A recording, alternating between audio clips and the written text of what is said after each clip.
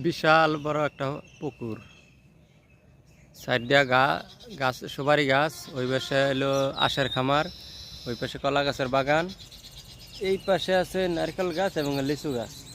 কিন্তু পুকুরের চারে দিয়ে দেখেন কি আগাছা ভর্তি, এই পাশে দেখেন অনেকগুলো আগাছা ভর্তি, ওই আপনার লাউ গাছ, মানে যত আগাছা সব ভর্তি। মানে প্রশ্ন করা হইলো যে পুকুরের মালিক যে আপনার পুকুরের চারে দিয়ে এরকম আগাছা দিচ্ছেন গেলে, এগুলো কাইটে তো অন্য কিছু করা যায়। কারণ পুকুরের মালিকে কইতেছে যে আমার পুকুর বাঁচানোর জন্য এই আগাছাগুলা উঠতে দিছি, তার মানে আগাছাগুলো মনে করেন ফালান্তি না, এটাও একটা প্রয়োজন, এটাও দরকারি।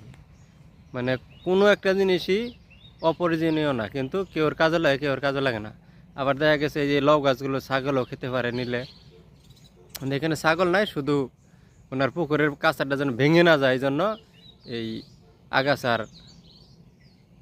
ওঠার জন্য অনুমতি দিছে।